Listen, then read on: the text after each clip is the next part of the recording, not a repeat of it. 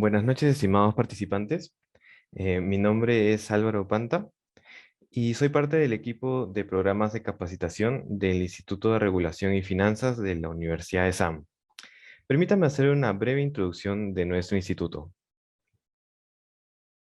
Somos líderes en los sectores regulados y económicos. Contamos con 20 años de trayectoria en capacitación y consultoría empresarial. Tenemos más de 10.000 profesionales que se capacitan con nuestros programas de alta especialización. Tenemos más de 250 instituciones públicas y privadas atendidas en consultorías especializadas. Tenemos más de 50 asesorías económicas financieras.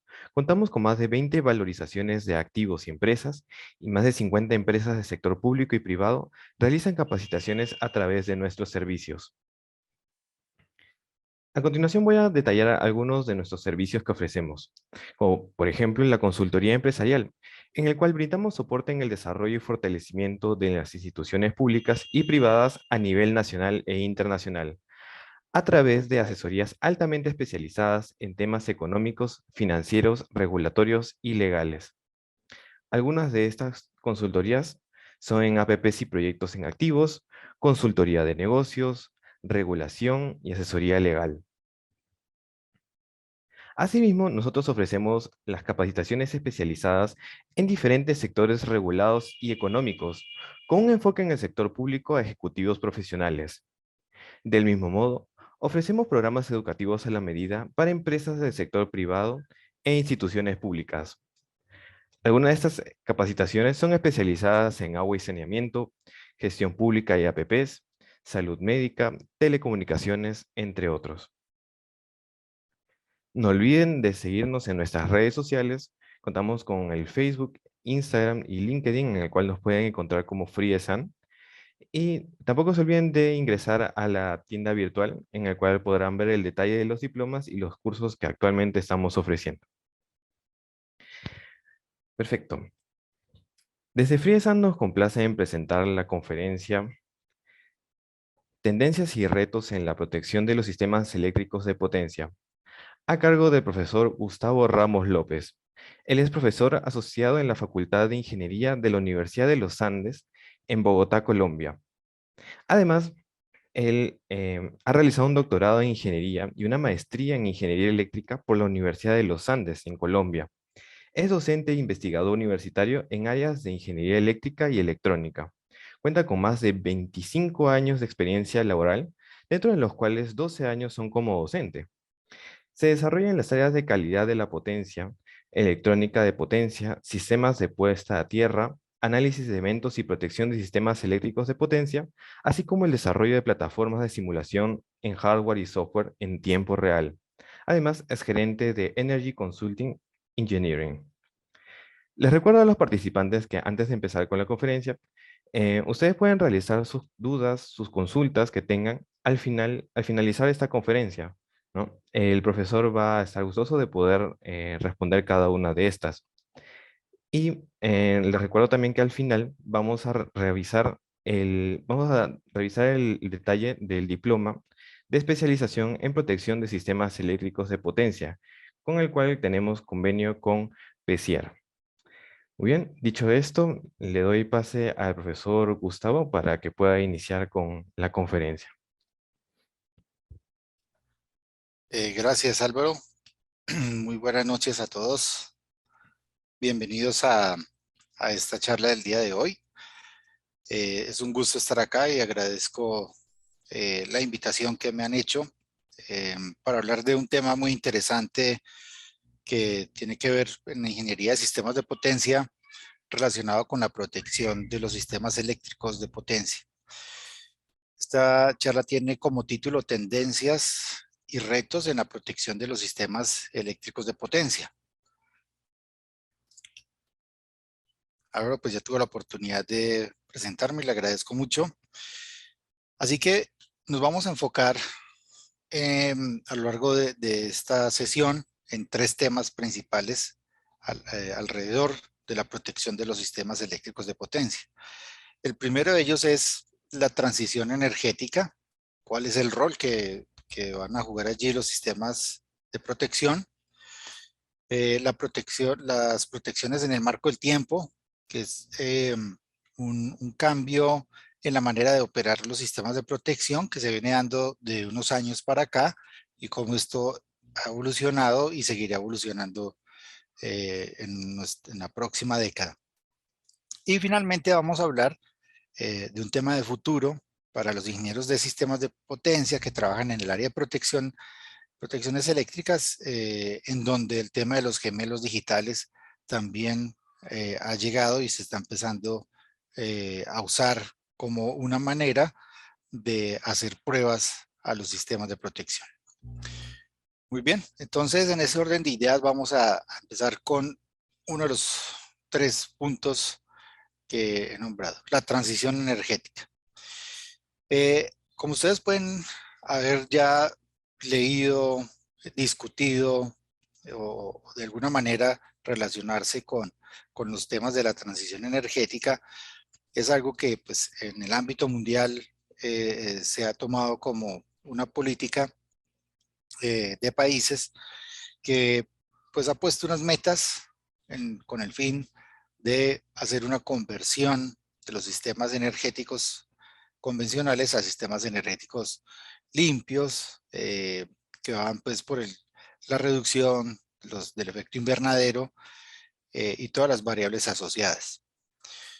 Es un hecho que la transición energética desde el punto de vista eléctrico pues nos ha brindado una oportunidad de comenzar a incorporar recursos que anteriormente, a pesar de que han sido conocidos, anteriormente no eran considerados como una posibilidad de conexión en la instalación en todos los ámbitos, tanto en transmisión como en la distribución de la energía y asimismo ya en el usuario final. En el ámbito mundial hay una muy buena recepción de esta temática. Se puede observar tanto a nivel de políticas regulatorias que pues deben estar alineadas con estas decisiones de países, pero también con los entes que emiten las normas técnicas, los operadores de los sistemas de transmisión y distribución y los mismos usuarios han tenido una recepción muy aceptable acerca de esa transición. Se han dado ciertos beneficios en muchos países de orden fiscal que ha llevado a que cada vez se use en una mayor medida. Por otro lado, cuando se hace este tipo de incentivos para que la política pública se pueda dar como tal, es también importante entender que pues, los cambios tecnológicos, las transiciones traen consigo también retos que deben ser analizados para conocer qué tanto impacto pueden llegar a generar en los sistemas que se están operando actualmente. Para el caso del sistema eléctrico de potencia, pues vamos a empezar a ver algunos aspectos que de los cuales no nos preocupábamos. Vuelvo y digo, teóricamente se conocen, pero pues en la parte práctica no eran problemas como tal que tuvieran que llevar una atención. Entonces, por eso, pues estaban relegados, pero hoy en día sí están tomando una relevancia importante. Temas como los flujos bidireccionales en sistemas de distribución. Sabemos que al incorporar recursos energéticos distribuidos en un sistema eléctrico de distribución, pues vamos a permitir o habilitar la posibilidad de que en el momento que tengamos sobregeneración de estos recursos, pues ese flujo ya no vaya hacia la carga, aguas abajo hacia la carga, sino que fluya aguas arriba en alguna porción del mismo sistema de distribución o incluso hasta el mismo sistema de transmisión, como se ha dado ya y ha sido reportado en muchos países que han tenido esta posibilidad de tener un incremento importante en los recursos energéticos renovables no convencionales.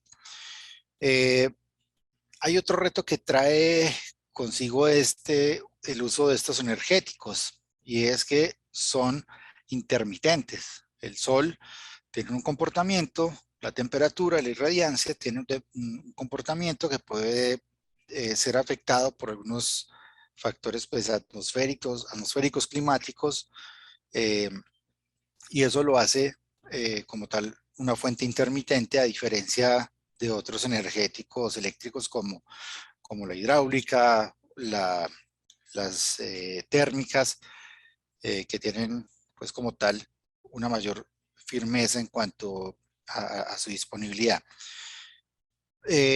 Asimismo, el viento, en donde ya cuando hablamos en sistemas de transmisión, que tenemos estos parques eólicos, pues allí también vamos a tener esa intermitencia debido al comportamiento del viento. Asimismo, pues los usuarios estamos empezando a tener un papel activo que antes no lo teníamos en cuanto al consumo.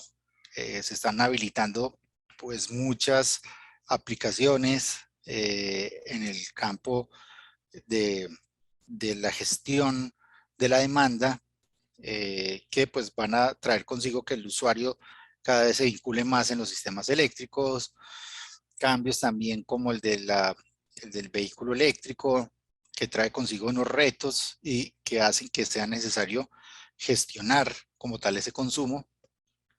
Entonces todo esto, como tal en la transición energética, que lo estamos haciendo por el bien del planeta, pues debemos tener en cuenta que hay algunos impactos que debemos analizar en el momento en que vamos a empezar a incorporar estos recursos.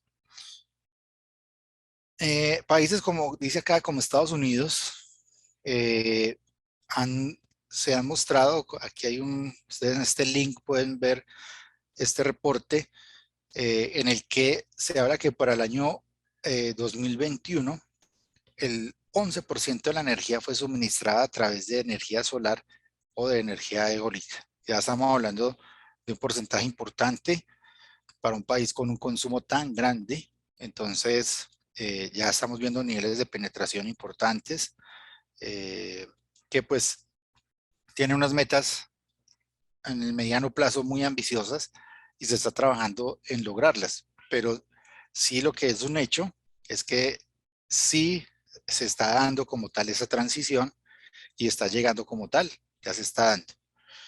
De hecho, en un reporte reciente que hacía algún instituto de energía también americano, comentaban que las energías no renovables, perdón, no convencionales, a través de inversores, ya hay zonas en el mundo, digamos en Alemania, en Dinamarca, en donde por periodos de tiempo se ha logrado que estas energías renovables estén por arriba de la demanda. Es decir, están por arriba del 100% de la demanda o de la carga que se está atendiendo en esas zonas, generando pues de esa manera un excedente, un surplus de energía hacia el resto del sistema de transmisión.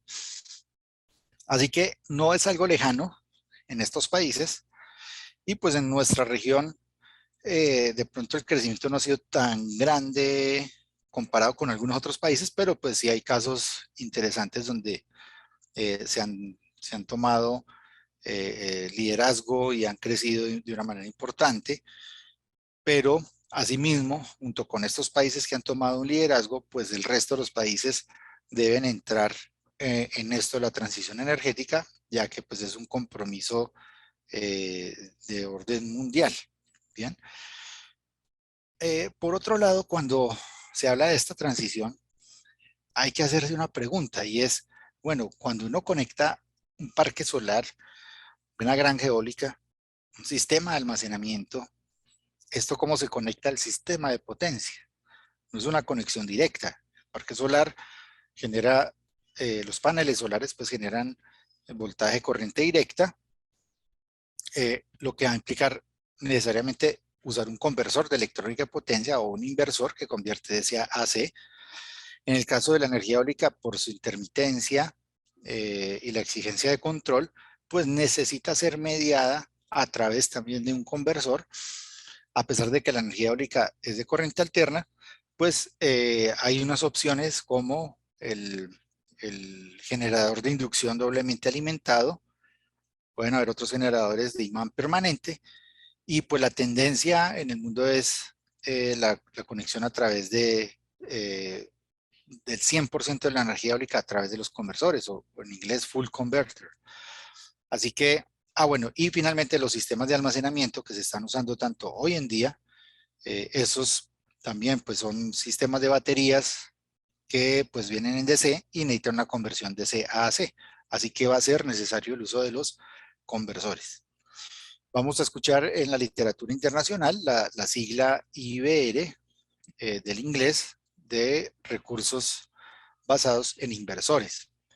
Lo que está ocurriendo en muchas partes en el mundo debido a esto de la transición es que los inversores están reemplazando a los generadores sincrónicos.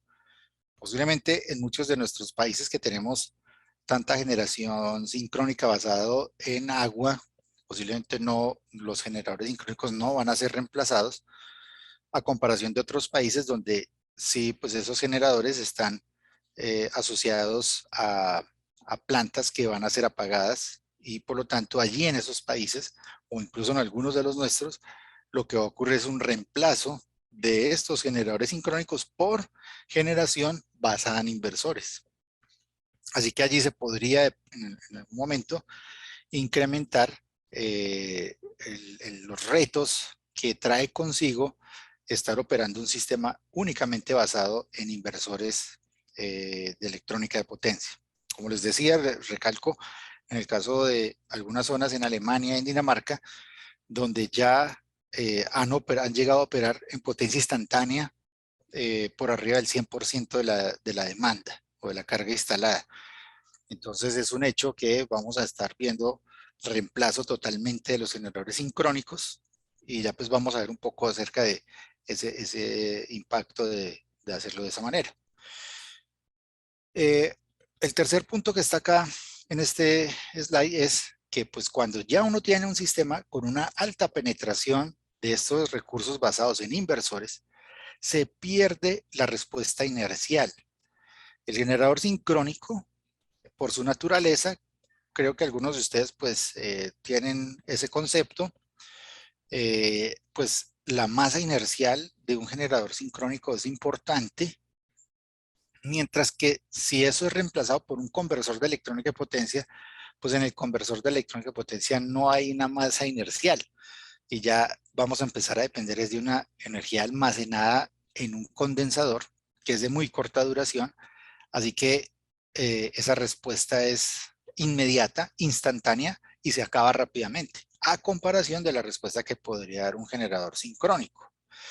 Como consecuencia de esto, pues un sistema de potencia que tenga alta penetración de inversores puede llegar a perder la estabilidad de la frecuencia, algo que pues va a ser, puede llegar a generar problemas delicados en un sistema de potencia, cosa que difícilmente, aunque lo ocurre, pero es una falla muy poco probable en un sistema de potencia perder sincronismo cuando hay generadores netamente generadores sincrónicos.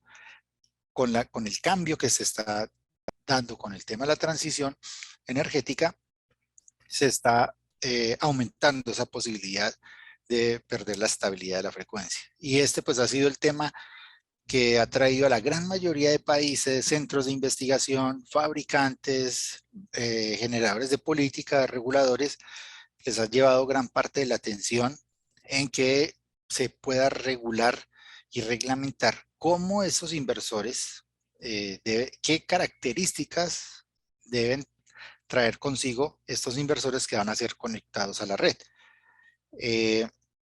Allí aparecen, eh, digamos ya en la hora de la aplicación como tal, hay dos principales tipos de inversores o categorías de inversores. Pongo allí las siglas en inglés para hablar de un conversor seguidor de red, la sigla GFL, Grid Following, y el otro, un conversor formador de red, GFM, que es Grid Forming. Entonces, hay una diferencia importante entre tener un conversor que sigue la red versus un conversor que ayuda a formar la red. Son los dos tipos de conversores. Esto va a ser muy importante tenerlo en cuenta en el tema de la transición energética, en temas como la estabilidad, pero también en la protección, ya que pues la protección de los sistemas eléctricos está fundamentada en la operación de generadores sincrónicos. Si nosotros tomamos un libro, texto, guía de protecciones eléctricas, pues todo está fundamentado en que hay un generador sincrónico que uno puede representar con un equivalente cortocircuito en algún punto del sistema, y que en ese equivalente cortocircuito pues vamos a tener elevadas corrientes de cortocircuito, y esas corrientes de cortocircuito pues son inversas como tal a la impedancia de cortocircuito. O sea, un sistema sincrónico de una manera conceptual la puede entender como una fuente de voltaje detrás de una impedancia, que es la impedancia de cortocircuito Thevenin. En la medida que esa impedancia es más pequeña, pues vamos a tener mayor corriente de corto. Esa es la fundamentación básica de lo que es la concepción de las protecciones eléctricas, porque allí entonces ya se facilita su detección, ya sea por sobrecorriente, en algunos casos pues de distribución baja tensión, eh, o por componentes de secuencia que pues también están asociados a esta sobrecorriente. Eh, y pues otra cosa importante a tener en cuenta es que las protecciones actuales pues están basadas en fasores. Ahora, cambiando este paradigma de la transición energética, donde no vamos a tener tantos generadores sincrónicos, aparecen los IBRs o recursos basados en inversores, pues estos ya no van a tener la misma capacidad de corto que un generador sincrónico. Y pues va a ser menor, no es que va a ser mayor, va a ser menor. Y para simplemente aquí poner esto a manera de introducción, pongo ese comentario ahí debajo. Algunos esquemas de control de los inversores, si uno entrase a estudiar esto de los esquemas de control que hay dentro de un inversor, en sus lazos de control, ellos inhiben las cantidades de secuencia cero, o secuencia negativa, perdón, las inhiben para evitar que el inversor opere de manera desbalanceada. Si uno recuerda esos conceptos de componentes de secuencia, cuando hay un sistema balanceado, únicamente hay componentes de secuencia positiva. Así que lo que el fabricante del inversor hace es emular el comportamiento inhibiendo la componente de secuencia negativa para que el inversor solo entregue secuencia positiva y opere de manera balanceada. Si eso es así, cuando hay un cortocircuito, pues el inversor no va a entregar en su corriente. Cuando se haga un análisis matemático, no va a existir secuencia negativa. Por otro lado, por el mismo manera de conexión que se dan los inversores, también la secuencia cero va a ser invertida. Entonces, cuando hablo de cantidades de secuencia negativa, cero, positiva, estoy hablando de un marco de análisis de fallas en sistemas de potencia, conocido como las componentes de secuencia, eh, digamos, planteadas hace ya más de un siglo por Fortescue, que es pues la base de cómo están elaboradas la gran mayoría de protecciones hoy en día. Entonces, considerando este tipo de problemas o de dificultades, obstáculos que nos trae el uso de los IBRs, pues en la actualidad estamos adaptando la protección de los sistemas que tienen esa incorporación de los IBRs, pues con los esquemas de protección convencional. Es importante que tener en cuenta que pues cuando hay alguna evolución tecnológica, no todos los componentes de un sistema tienen el mismo nivel de maduración tecnológica. Entonces, algunos se relegan, ya sea por temas tecnológicos directos, otros por temas regulatorios, otros por temas normativos. Entonces, en el caso de las protecciones, pues las protecciones no han sido aún reglamentadas, normalizadas o estandarizadas en su totalidad para que se ajusten a este cambio tecnológico que trae consigo pues, la transición energética basado en inversores. Bien, ¿qué pasa con el comportamiento de la corriente de cortocircuito cuando el corto está alimentado por un IBR? Como yo les decía ahora, ustedes me permiten, yo me regreso acá, les hablaba de grid following o grid forming. Un conversor grid following equivale a tener algo así como una fuente de corriente constante, es decir, un inversor que es de esta, con un control grid following, lo que va a tender a hacer es a mantener la misma corriente a la que él fue ajustado. Entonces, si ocurre algo, él va a tender a mantener esa corriente.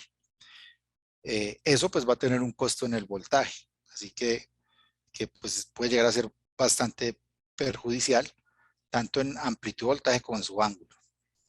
Mientras que un grid forming, cuando ocurre un corto, él va a tender a mantener el voltaje y el ángulo, como lo trata de hacer un generador sincrónico. Entonces, dependiendo de esas tecnologías, pues vamos a estar expuestos a una respuesta diferente. Lo que ocurre en este caso es que la gran mayoría de recursos energéticos renovables instalados hoy en día en el mundo traen consigo la tecnología grid following. Así que cuando se usa la tecnología grid following, vamos a tener la consecuencia de que se van a comportar como unas fuentes de corriente constante.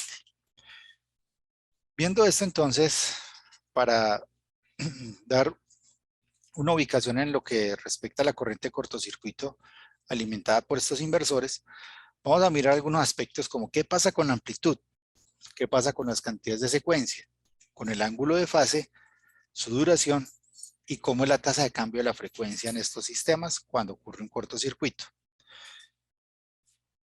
En ese orden de ideas, acá les muestro la amplitud de corriente que va a generar un recurso basado en inversores. Los recursos basados en inversores tienen una clasificación tipo 1, 2, 3, 4. A medida que ha ido evolucionando la tecnología, el 1 y el 2 pues ya no se usan. El tipo 3 pues es un recurso eólico que usa un conversor, un generador de inducción doblemente alimentado. Y el tipo 4 ya se le conoce como full converter, es el que inyecta el 100% de la energía a través de un inversor. Entonces, cuando se mira ya en detalle qué pasa con un IBR tipo 4 al momento de ocurrir un cortocircuito, luego de 5 ciclos de la onda, ese inversor, dependiendo de su voltaje, va a entregar una corriente. Entonces, ustedes pueden observar acá que hablando en cantidades por unidad,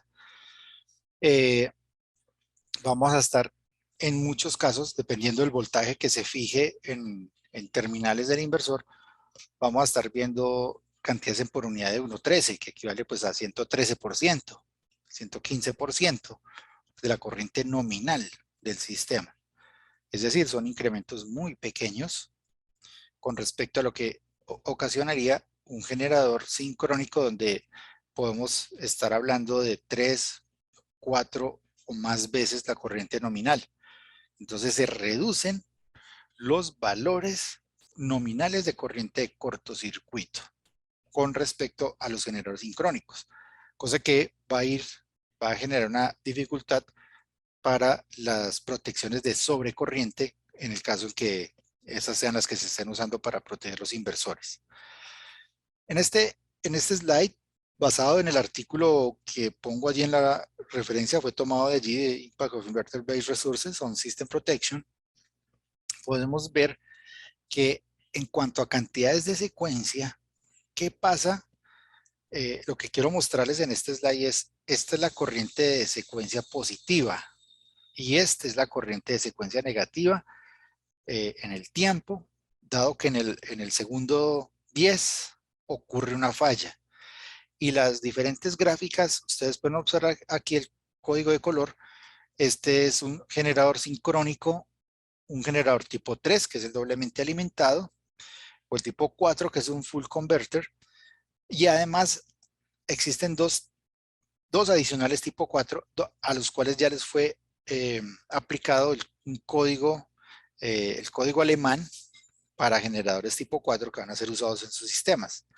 Entonces podemos observar que un generador sincrónico simulado, pues esta es una simulación, llega a tener unos valores en este caso de 2 por unidad, que van reduciéndose hasta que llegan a un valor tal, que sería como el valor eh, simétrico de estado estable de la falla, llegan hasta 2. Entonces, pues aquí operarían si llegasen a tener pues protecciones basadas en fusibles o en protección de eh, circuit breakers como tal, o pues operación ya eh, con tiempo de retardo, que pues, serían los relés, pues estarían operando por acá, con estos valores de este caso.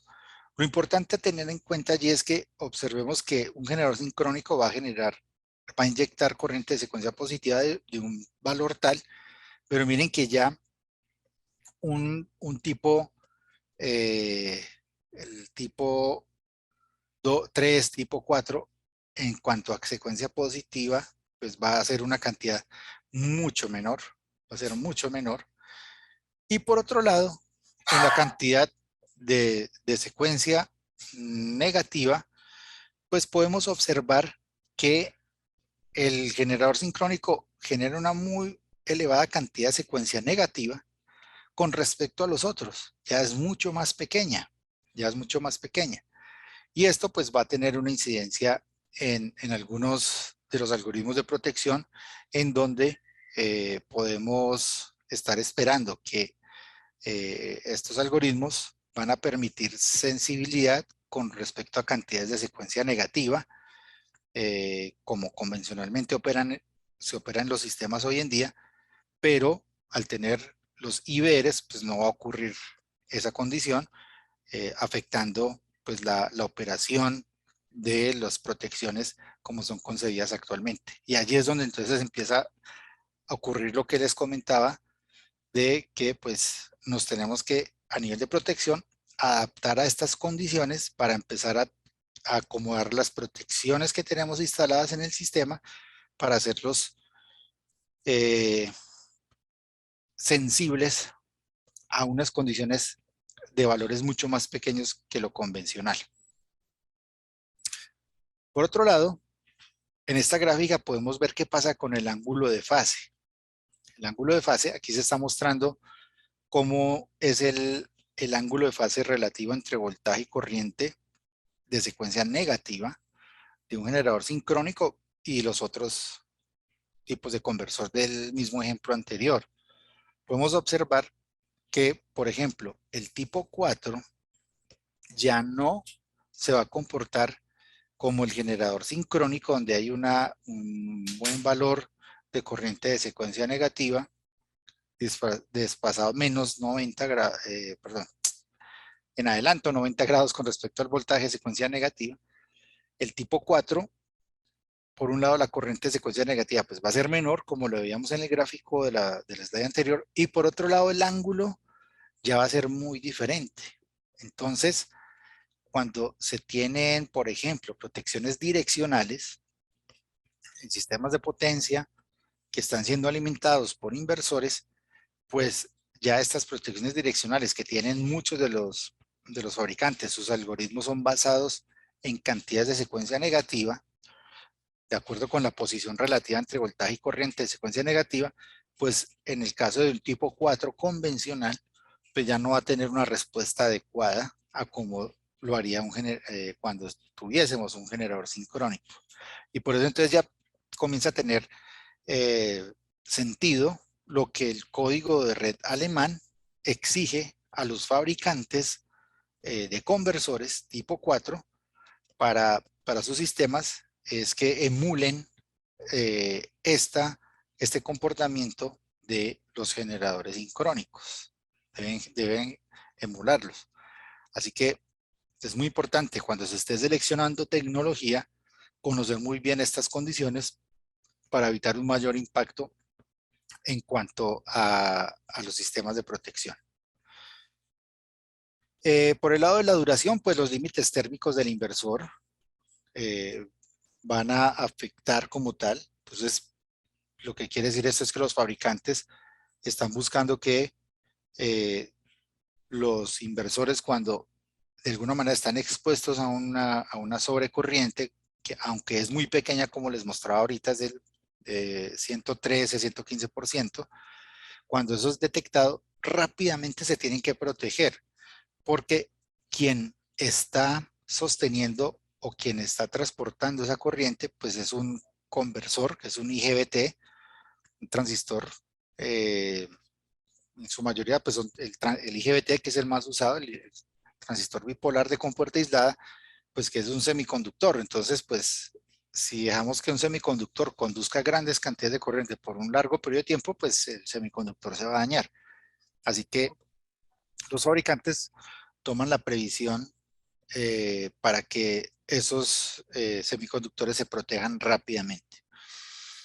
Y finalmente, en la tasa de cambio de la frecuencia, como les comentaba, hay una reducción cuando se conectan IBRs, recursos basados en inversores, se reduce la inercia del sistema con respecto a tener generadores sincrónicos, y eso va a hacer que las oscilaciones de potencia sean más rápidas.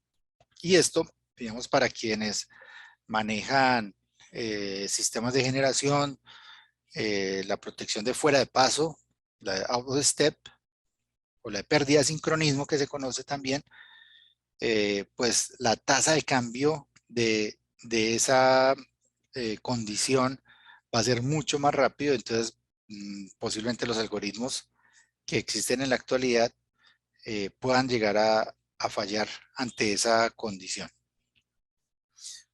Bien, eh, hay otros problemas que se pueden dar, ya que lo vamos a ver de pronto ahorita con un poco de detalle, es en muchas de las condiciones de los algoritmos de protección trabajan con memoria. ¿Por qué? Porque trabajan con memoria, porque cuando ocurre el corto, digamos el caso que sea un corto trifásico o entre fases o fases a tierra, o sea, donde estén involucradas dos o más fases, la caída de voltaje puede ser muy grande. Entonces, lo que se hace es establecer un buffer, es como una memoria que va a permitir tener el valor prefalla de la condición de secuencia positiva para con eso construir la característica que se vaya a definir. Es una característica MO, una característica cuadrilateral, eh, lenticular u otras más, otras diferentes. Entonces, a eso se le llama polarizado por memoria. Entonces, en el caso que eh, tengamos estos IBRs, como los IBRs tienen una tasa de variación muy rápida porque son semiconductores actuando a muy alta frecuencia, pues esta memoria, polarizar por memoria, el cambio abrupto no alcanza a ser retenido en esos buffers y se puede perder la referencia para definir las zonas de protección, haciendo que operen indebidamente cuando ocurra un evento de falla. Acá para darles un ejemplo concreto de esto que acabo de decir, eh, se está propiciando entonces escenarios para el mal funcionamiento. Y aquí estamos comparando lo que está ocurriendo en el caso de esta expansión dinámica. Esta es una característica MO de una protección de línea de transmisión. Aquí tenemos la impedancia de la línea de transmisión, un valor pequeño resistivo, un valor alto de reactancia inductiva. Ven aquí que esto es reactancia inductiva, esto es resistencia. Aquí está como tal entonces la característica de la línea de transmisión, el alcance que se hace hasta el 85% de la longitud de la línea, y se observa cómo en la condición operativa normal, pues ambas características se dan de una manera tal, y cuando ocurre el evento de corto, en el caso que tengamos generadores sincrónicos SG, la expansión dinámica de la que les comento para generar la zona de protección. En el caso de generadores sincrónicos, este es el valor al cual se debería extender, pero debido a que la condición de impedancia de un inversor varía ostensiblemente cuando es exigido, tiene una variación muy grande en su impedancia, entonces hace que ese valor calculado o estimado sea muy grande, pero no es real para lo que es la línea de transmisión. En ese caso, esto que estoy señalando sería la característica dinámica Mo extendida en el caso de un inversor, y acá se está mostrando una trayectoria de una falla de cortocircuito en el sistema, cómo llegó a cruzar esta condición la llegó a cruzar, y en ese caso entonces la característica de protección va a dar un disparo, una orden de disparo al sistema de protección sin tener lo que haber dado. Es decir, se vio afectado, y eso puede hacer que una línea de transmisión sea abierta sin necesidad de haberse hecho eso. Y pues como tal pues afectando la disponibilidad del sistema. Por otro lado, otro aspecto, dado pues el tiempo que tenemos, aquí nos podríamos extender a analizar muchos escenarios, ¿sí? Pero les voy a hablar de algunos escenarios básicos, con conceptos básicos que pueden ayudar a abrir un poco el interés, a profundizar un poco más en estos aspectos. En ese orden de ideas, pues otra condición que se dan las protecciones de los sistemas es identificar la fase fallada. Uno de los algoritmos para identificar fases falladas se basa en comparar la cantidad de secuencia cero con la capacidad de secuencia negativa. Dependiendo de donde esté ubicada esa cantidad de secuencia cero con respecto a la cantidad de secuencia negativa, por ejemplo acá se está ilustrando, si queda en esta zona, este es un algoritmo de protección de un fabricante tal, este triángulo es una zona. Entonces, si esa componente queda en esta zona, eso quiere decir que hay una falla monofásica a tierra o línea a línea a tierra. Pero ¿cuál fase? ¿La fase a tierra o la fase B y C a tierra? Sí está en esta zona. Pero si la componente de secuencia negativa queda en esta zona, pues sería una falla en la fase C a tierra o en las fases A, B a tierra. Y finalmente, en el último triángulo, sería una falla si la componente de secuencia negativa está en esta zona, pues sería una falla monofásica, fase B a tierra, o línea a línea entre C y A tierra. Entonces, lo que está mostrando al final, al cabo de esta tabla, este gráfico y esta tabla, es que siendo una falla monofásica en la fase A, con generador sincrónico, ese ángulo de desplazamiento de la secuencia negativa con respecto a la secuencia cero es menos 4 grados, como ustedes observan acá, por el color. Pero si es un tipo 4 convencional, ese tipo 4 daría su cantidad de secuencia negativa en 140 grados. Así que en ese caso, el sistema o el algoritmo de identificación de fase fallada estaría diciendo falla en la fase C a tierra o AB a tierra. Y ya pues luego la secuencia de control y protección pues va a acabar de tomar la decisión de abrir. Entonces digamos en sistemas donde hay apertura monopolar, esto pues va a ser crítico porque estaría abriendo la fase no fallada por un lado, y segundo, no estaría abriendo la fase fallada. Entonces esto está ocurriendo debido al uso de un recurso basado en inversores sin regulación internacional, mientras que el tipo 4 con código de red alemán igual sí se estaría comportando como un similar, pues aquí en este caso da igual, que un generador sincrónico. Allí es por eso la importancia de estos códigos que ya han empezado a considerar estos aspectos de protección. Bien, así que pues aquí en esto estoy hablando de la primera parte de esta charla, hablando de algunas implicaciones en los sistemas de protección eléctrico que trae consigo la transición energética, sobre todo pues cuando está basada en recursos de electrónica de potencia, es decir, los inversores.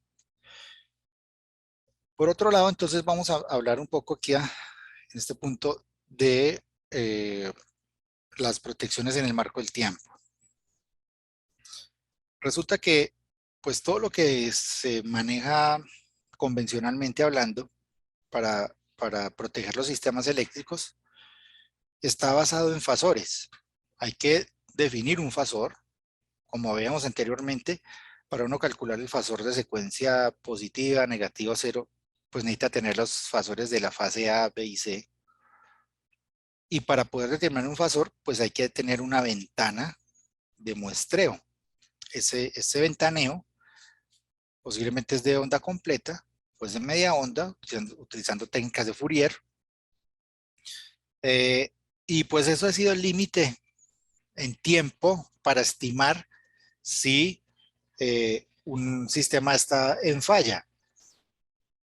Pero teniendo en cuenta que hoy en día tenemos unos avances tecnológicos muy importantes en la adquisición y tratamiento de señal, eh, podríamos llegar a reducir estos tiempos de detección y operación de los elementos de protección, por lo menos, al menos en su lógica. Por otro lado, una menor posibilidad, al hacer esto, pues vamos a tener una menor posibilidad de perder la estabilidad del sistema. Si uno reacciona más rápido, el sistema va a haber una menor probabilidad de que se inestabilice. Y finalmente, pues si uno actúa más rápido, pues no vamos a tener la implicación de reducir la potencia transferida, porque los sistemas van a operar más rápidamente y de una manera, pues eso sí, que sea exitosa. Entonces, en esta gráfica estoy tomando de un fabricante de relés, cómo es que ellos pues trabajan con su adquisición. Ellos pues ya entrando como tal, viene a un filtro pasabaja análogo. Miren que aquí se puede trabajar a una tasa de muestreo de 8 kilohertz, pero por otro lado podría tener 2 kilohertz. Digamos que esto es como lo convencional, como lo que se conoce como los datos crudos del sistema, que están a 8 kilohertz, que son pues tratados, tratamiento de señal, tratamiento digital de la señal como tal, que continúa con un filtrado y un submuestreo, para que pues al final del cabo lo que vamos a tener son 8 muestras por ciclo, algunos 4 muestras por ciclo, 8, 32 muestras por ciclo, y con esas muestras por ciclo de la onda es que pues se trabaja, se define el fasor y se hacen los cálculos de los algoritmos para hacer esa protección. Necesariamente entonces tenemos que hacer ese muestreo. El reto que se tiene hoy en día es cómo reducimos esto, y pues ya con fasores no se puede, hay que hacerlo con otras técnicas. Y allí pues entonces ya es donde aparecen oportunidades para reducir ese tiempo de operación de las protecciones basados en ondas viajeras, en cantidades incrementales. Las dos primeras ya son productos comerciales que están disponibles. Hay otras que se han dado alternativas como la teoría de potencia instantánea, e incluso hay algoritmos que se están trabajando de cantidades de secuencia en el marco del tiempo, instantáneas, que permiten trabajar en tiempos más rápidos.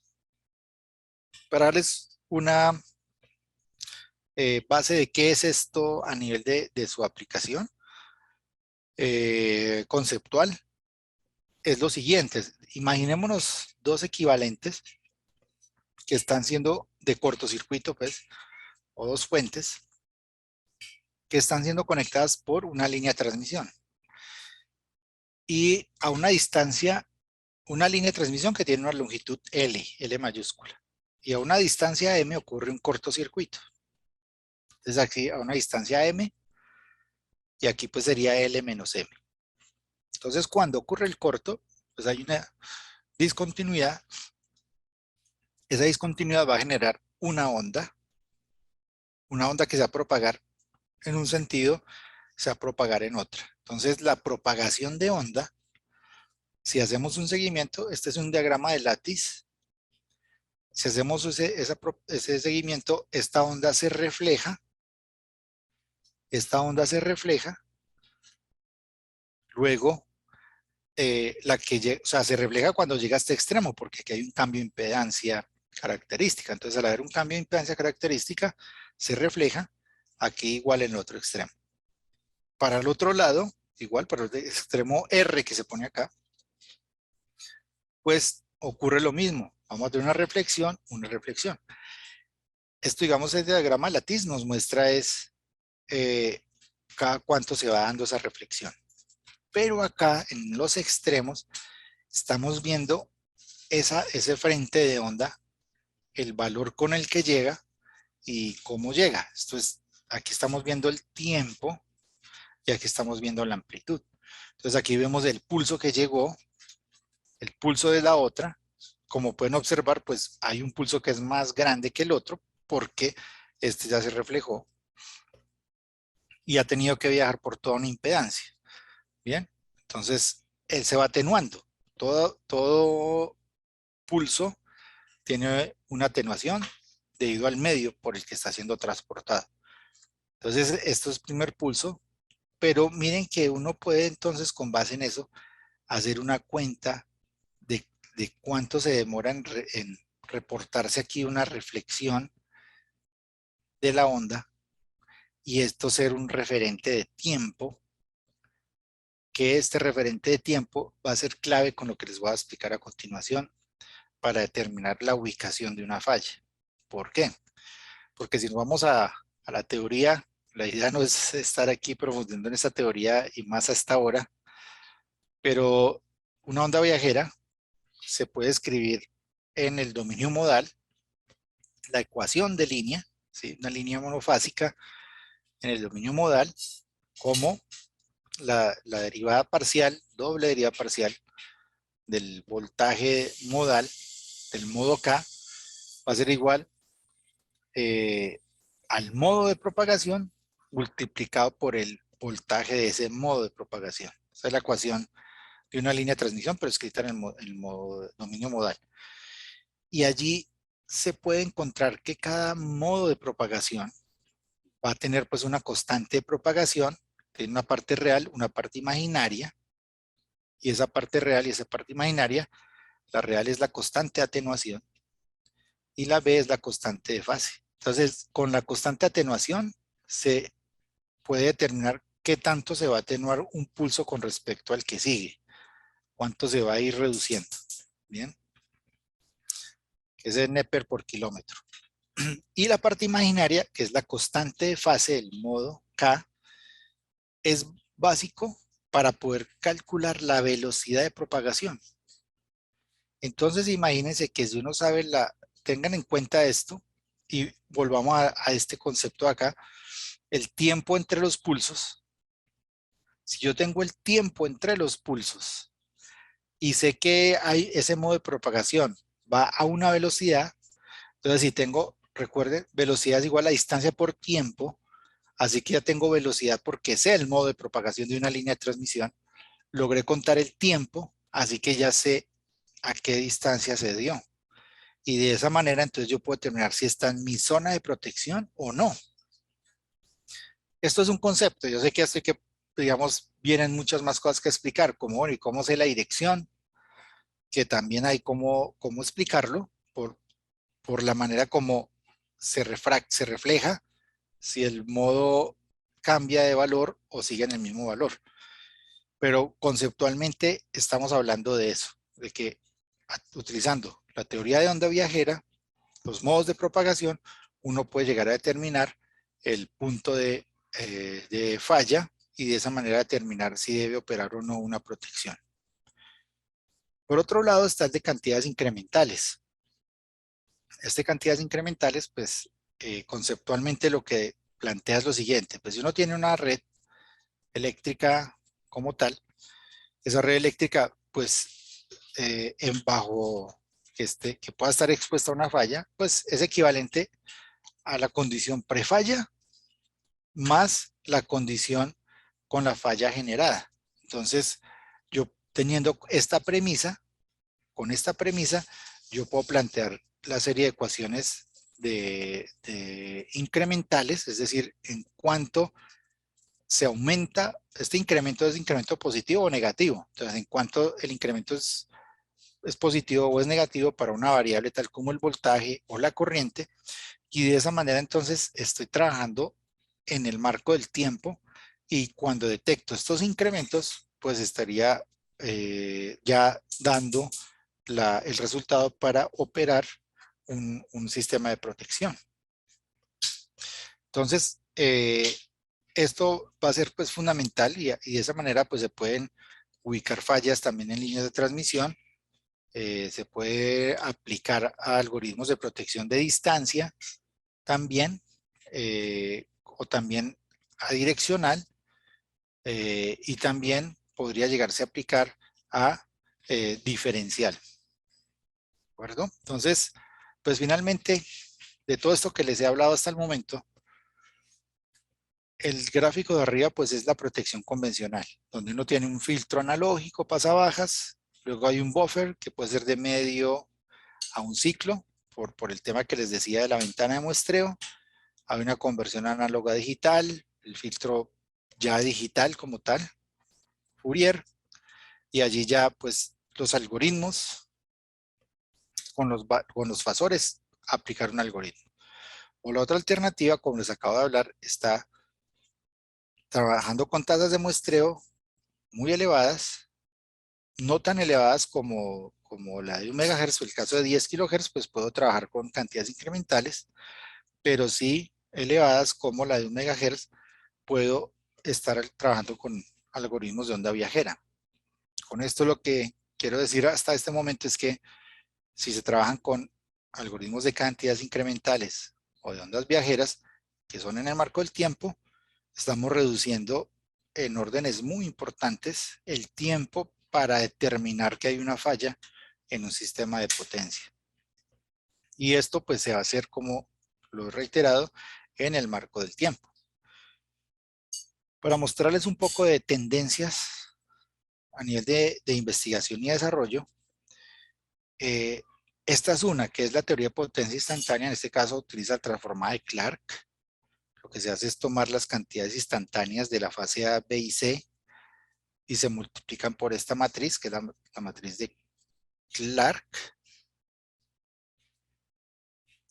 Y con la matriz de Clark generar este vector invariante en el tiempo. Con este vector invariante en el tiempo puedo llegar a determinar mucho del comportamiento de un sistema eléctrico, como espero mostrarles a continuación. Así que si continuamos con este concepto del vector invariante en el tiempo, si un sistema es balanceado y yo hago la transformada de Clark, es decir, la transformada de Clark me va a generar este vector de mayor amplitud, que ustedes pueden observar que su amplitud no va a cambiar en el tiempo. Su posición sí, la posición, pero no la amplitud. Así que ese vector invariante va a ser crucial para el concepto que les voy a mostrar a continuación. Cuando uno hace esta transformación de Clark, se van a generar dos valores, el valor alfa, el valor beta. Ellos están desfasados entre sí, pues 90 grados. Aquí estamos viendo ese desfase de 90 grados en estas señales que tenemos aquí en color de un sistema trifásico. Este es el sistema, las tres señales, y estas son ya las dos señales que genera la transforma de Clark, y de estas dos señales es que se calcula este fasor. Mientras el sistema esté balanceado, esas señales son invariantes en el tiempo. El resultado pues, de esas señales es invariante en el tiempo. Pero, a manera de ejemplo, vemos acá que si este sistema, un sistema básico, está funcionando en condición normal, ese vector invariante nos va a graficar una trayectoria que equivale a una trayectoria de una circunferencia, porque el radio es invariante en el tiempo. Pero si lo que ocurre en el sistema es una falla monofásica, en alguna de las fases vamos a tener el comportamiento que ustedes están observando allí. Ya deja de ser una circunferencia la trayectoria y se vuelve una elipse. Al volverse una elipse, ustedes pueden apreciar que si es en una fase A o en la B o en la C, la orientación de la elipse, del eje mayor y el eje menor, cambia, por un lado, facilitando la detección de la fase fallada, y por otro lado, pues entonces en muy corto tiempo vamos a poder definir cuál es la fase fallada y a qué distancia se está dando, considerando algunos factores pues de que caracterizan a una elipse. Esto pues, para tener en cuenta es importante, no lo había dicho ahora, es que una trayectoria completa de la circunferencia equivale a un ciclo de la onda. Y la elipse completa pues sería un ciclo total de la onda. Pero con estas técnicas basadas en transforma de Clark, esta trayectoria que sería un cuarto de ciclo, entonces ya se está logrando en un cuarto de ciclo definir el tipo de falla, en qué dirección es el tipo de falla, en qué fases son las involucradas, en qué dirección. Entonces ese, digamos, es un tipo de evento analizado desde esta perspectiva en el marco del tiempo. Bien, así que es importante de esta parte, aquí finalizo, que de los algoritmos de protección en el marco del tiempo, que ya hay productos comerciales para onda viajera y cantidades incrementales. Otros algoritmos están pues en la fase de transferencia tecnológica y aún están en construcción los algoritmos que van a incorporar la influencia de los recursos basados en inversores. Es algo que es un tema que viene hacia el futuro porque pues los sistemas de protección, como mostraba ahorita al inicio de la charla, deben cambiar con respecto a lo que han operado convencionalmente y como estos inversores trabajan con dinámicas muy rápidas, pues a esas dinámicas tan rápidas se le deben vincular protecciones que vayan en el marco del tiempo. Y ya como el tercer punto a tratar del día de esta charla es el de los gemelos digitales. Para hablarles de esto, quiero pues primero tener en cuenta, pues mostrar que desde el punto de vista de la digitalización de los sistemas de potencia, hemos visto ya que en las subestaciones se está empezando a dar la incorporación de elementos que traen consigo esa transición a la digitalización.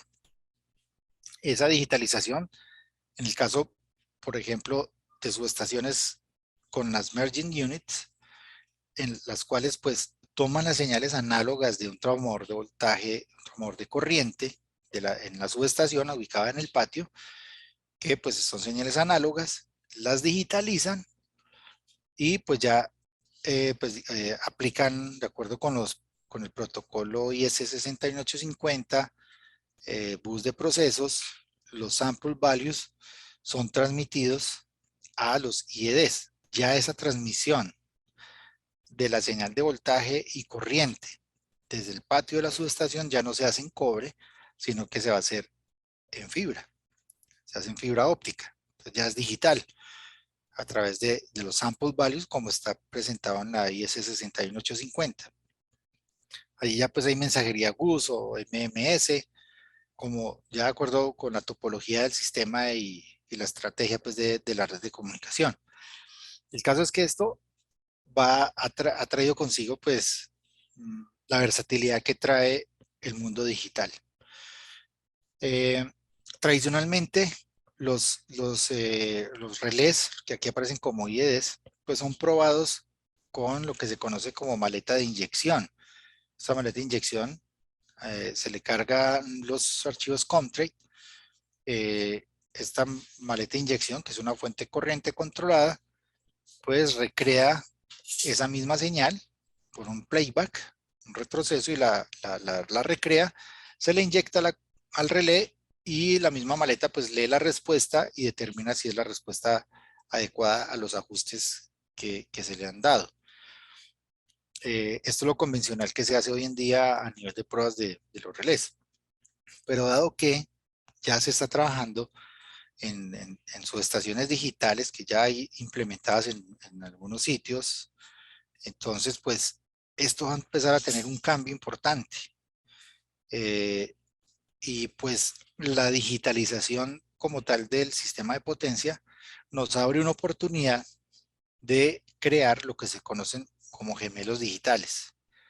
Se conoce como gemelos digitales es porque, ya sea a nivel de solo software, generalmente software en la nube, pero podría ser software alojado en un computador eh, y mezclado con algo de hardware, se puede emular el comportamiento de un relé, y esa emulación del comportamiento del relé ser incluido en toda esta cadena de lo que estamos, digamos, mostrando en este gráfico. Ya no van a ser los IEDs físicos, sino que van a ser IEDs virtuales o virtualizados, eh, y pues van a funcionar tal cual funcionaría un relé real. Como hoy en día, como les decía, todo esto va por samples values, señales digitales. El IED ya estaría operando en digital, entonces lo que se está aprovechando es hacer una emulación total de lo que haría un IED de manera digital. Entonces ya no vería, ya no, pues pongo aquí la imagen de un relé, que un relé como tal pues trae un transformador interno, la conversión análoga a digital, el, el filtro coseno, que es el que ya nos permite tener la señal con 4 o 8 muestras por ciclo, y pues que va a ir a los algoritmos de protección. Todo esto ya no va a ser físicamente, sino que va a ser emulado en su comportamiento para de esta manera probar lo que se vaya a hacer en la subestación, hacer tantas pruebas como sean necesarias antes de ir ya a la implementación como tal física. Esto pues se ha aplicado en muchas áreas, lo del gemelo digital, para hacer el desarrollo de lo que se conoce como prototipado incremental. Un caso muy famoso de ellos es el Airbus 350. Ese avión se desarrolló un gemelo digital de él. Ese gemelo digital fue madurando. Ya cuando probaban algunos subsistemas de ese avión, ya luego iban a ser implementadas en físico, en real, hasta que y unas partes de ellas, unas porciones de lo que se fabricaba, interactuaba con lo digital, con el gemelo, hasta que ya todo pues fue real y ya el avión salió a prueba. Con eso lograron reducir casi que a la mitad el tiempo de desarrollo. Y en costos, pues eso es un costo importante. Y ese concepto pues ha migrado a diferentes áreas, y dentro de ellos pues los sistemas de protección ya hoy en día lo están viviendo. Esto es posible gracias a los simuladores conocidos como simuladores en tiempo real, que permiten hacer pruebas hardware in the loop. En la simulación tiempo real son computadores de alto desempeño donde se recrea el sistema de potencia simulado. Es lo que hace es simularlo a unas tasas de cálculo muy grandes, perdón, unas tasas de cálculo muy pequeñas, muy pequeñas. Entonces, esos cálculos que se hacen en tiempos tan cortos están disponibles para ser pasados a través de conversores análogos, perdón, digitales primero a análogos, para comunicarlos con dispositivos del mundo real. y lo que producen los dispositivos del mundo real pueden ser introducidos a la simulación por medio de conversores análogos a digital. Y esa interacción se llama hardware in the loop. Y eso es lo que hoy en día se está manejando a nivel de pruebas para protecciones, no solo en protecciones, en muchas áreas de los sistemas de potencia, pero pues aquí yo les estoy hablando de los temas relacionados con protección. Aparte de ello, pues ya hoy en día esto es posible hacerlo involucrando la digitalización del sistema. Es decir, todo lo relacionado con las merging units, los sample values, el bus de procesos, que pues esto está a la luz de esta normativa ISO 61850, pues que es la que se ha incorporado a nivel mundial. Acá pues les quiero mostrar unos ejemplos que tienen que ver con algunos desarrollos de esto que hemos hecho en nuestro laboratorio.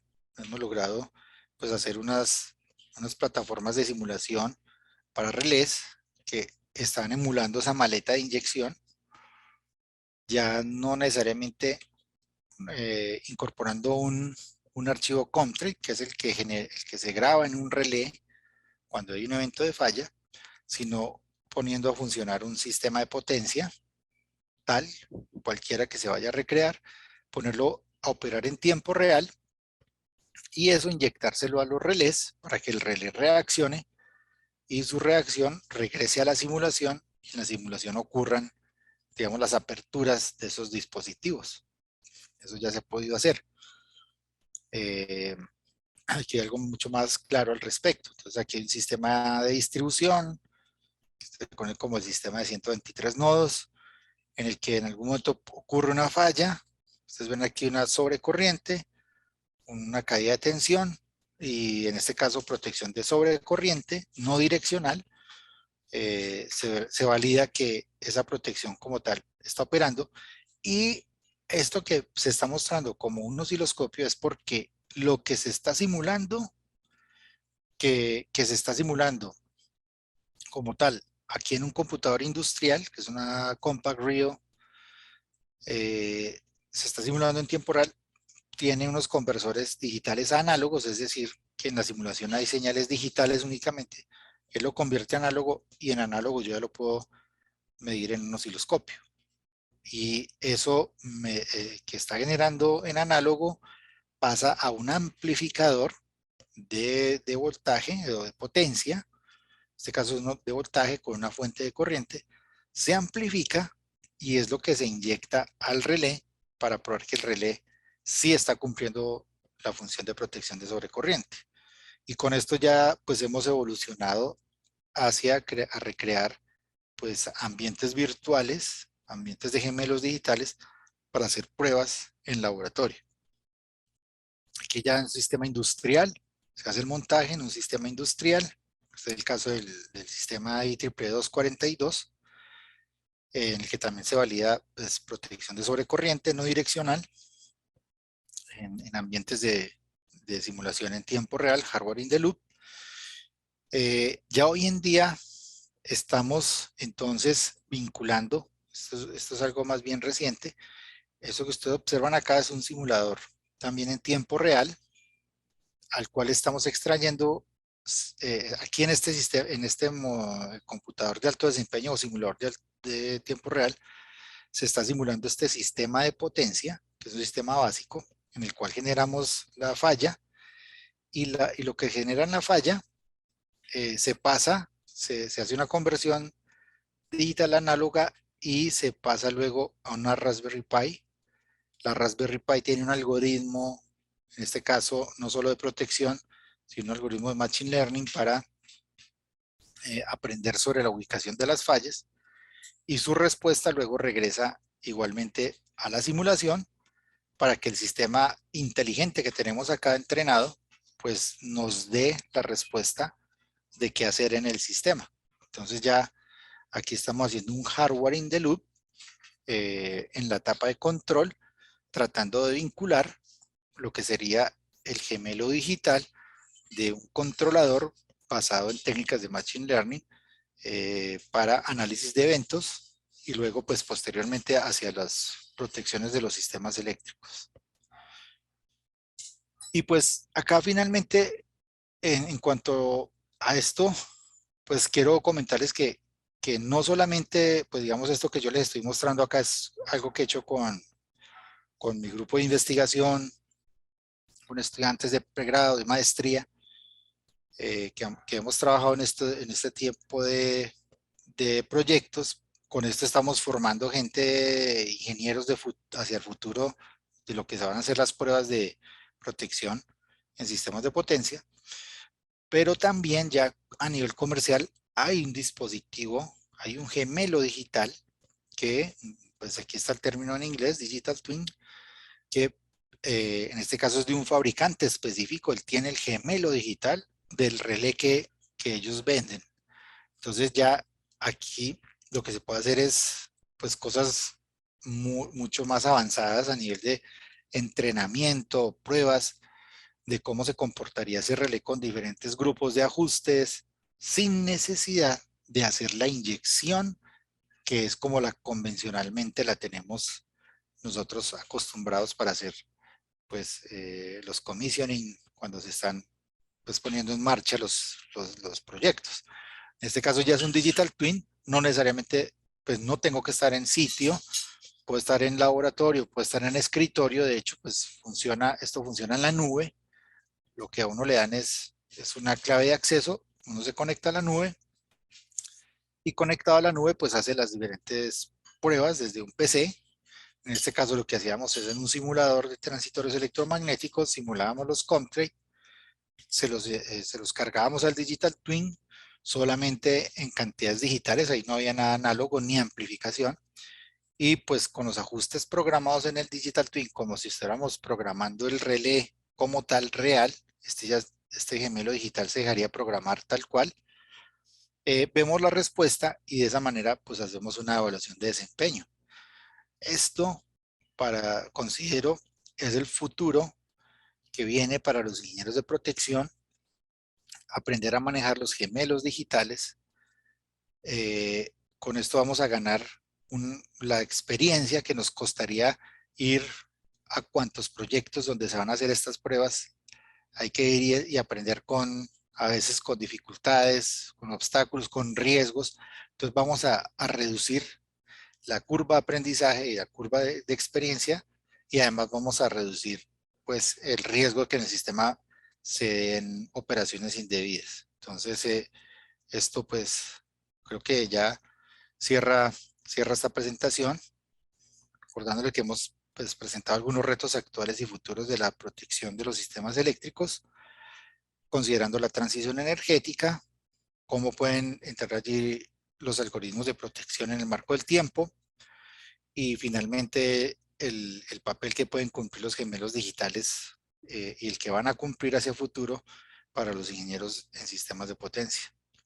Así que pues les agradezco el tiempo, la atención que me han prestado y quedo atento a preguntas. Muchísimas gracias, profesor Gustavo. Sí, justamente vamos a pasar a la sección de preguntas, dudas, consultas que tengan los participantes con respecto a la conferencia. Así que si alguien tiene alguna duda, algo que no le haya quedado claro, recuerden que pueden utilizar el chat de Zoom, ¿no? Pueden escribirlo por ahí o también pueden levantar la mano en caso requieran hacer alguna consulta en este momento. Profesor, me parece que todo ha quedado claro, así que, pues nada, entonces vamos a continuar con lo que sigue de esta muy bonita conferencia. Vamos a hablar acerca del diploma en sí, ¿no? Entonces, le voy a pedir, profesor, por favor, para que nos pueda permitir. Ahí está. Perfecto. Entonces, me avisan si se ve la pantalla, por favor.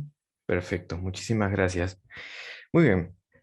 Entonces, eh, el FRIESAN, en convenio con Comité Nacional Peruano de la SIER, o mejor dicho, el PSIER, presenta el Diploma de Especialización en Protección de Sistemas Eléctricos de Potencia.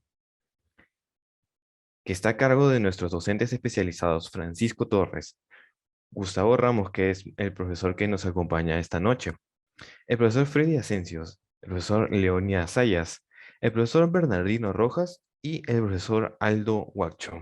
Muy bien, veamos el objetivo del diploma. Este tiene por objetivo brindar al participante los conocimientos mínimos requeridos para identificar los dispositivos y sistemas de protección normalmente utilizados en las etapas de generación, transmisión y distribución de energía eléctrica, mostrando la necesidad y propósito de las protecciones, sus características físicas junto a las perturbaciones que pueden ocurrir en el sistema eléctrico. Este diploma tiene una duración de 100 horas lectivas, cerca de 45 minutos por cada curso. La modalidad es de transmisión en vivo y las clases virtuales se llevarán a través de nuestra plataforma educativa ProEducative. Muy bien, vamos a conocer cuál es la estructura curricular que se maneja para este diploma. Tenemos los cursos que comprenden el análisis de fallas en sistemas eléctricos de potencia. Vamos a ver lo que son los aspectos generales en sí. Tenemos está a cargo del profesor Francisco Torres, de una duración de 10 horas lectivas este curso. Asimismo, tenemos los estudios eléctricos para la protección, a cargo de nuestro profesor que esta noche nos acompaña, el profesor Gustavo Ramos, y cuya duración de este curso es de 20 horas lectivas. Esquemas de protección en sistemas eléctricos de potencia, a cargo del profesor Freddy Asencios, con una duración de 20 horas lectivas. Equipos asociados a los sistemas de protección, a cargo del profesor Leonidas Sayas, con una duración de 10 horas lectivas. Sistemas de protección por sobrecorriente en subestaciones, a cargo del profesor Bernardino Rojas, de 20 horas lectivas este curso. Y finalmente, protección en líneas de transmisión, a cargo del profesor Aldo Huacho, que tiene una duración de 20 horas lectivas. Muy bien, un poco conociendo lo que es la plana docente, contamos con profesionales expertos en la materia, así como el profesor Francisco Torres. Él es asesor de la dirección ejecutiva del COES. El profesor Gustavo Ramos, que es nuestro ponente esta noche, él es profesor asociado de la Universidad de los Andes. El profesor Leonidas Sayas, él es gerente de supervisión de electricidad en el OSIGNARCMIN. El profesor Freddy Asencios, él es especialista en gestión del mantenimiento de sistemas de protección, control y automatización en red de energía del Perú. El profesor Bernardino Rojas, él es gerente general en EDP Estudios SAC. Y finalmente el profesor Aldo Huacho, él es especialista de estudios eléctricos en red de energía del Perú. Recuerden, estimados participantes, que si cumplen satisfactoriamente con los requisitos de este programa, recibirán el diploma de especialización en protección de sistemas eléctricos de potencia, expedido por la Universidad ESAN en convenio con PECIAR. Así que voy a proceder a compartirles el link con el cual van a poder encontrar el diploma, ¿no? Y recuerden, estimados participantes, que si ustedes desean recibir lo que es este, lo que es el certificado de participación en esta conferencia, lo pueden descargar, lo pueden pagar, mejor dicho, y descargar por aquí. Les paso el otro link. Listo. Muy bien. Entonces, habiendo dicho esto, le agradezco una vez más al profesor Gustavo Ramos, esperando que podamos verlo en una próxima oportunidad. Asimismo, agradezco a los participantes que nos han estado acompañando esta noche. Y bueno, conmigo hasta acá. Ya nos estaremos viendo en una próxima oportunidad. Así que nada, les deseo éxitos a todos y buena suerte y buenas noches.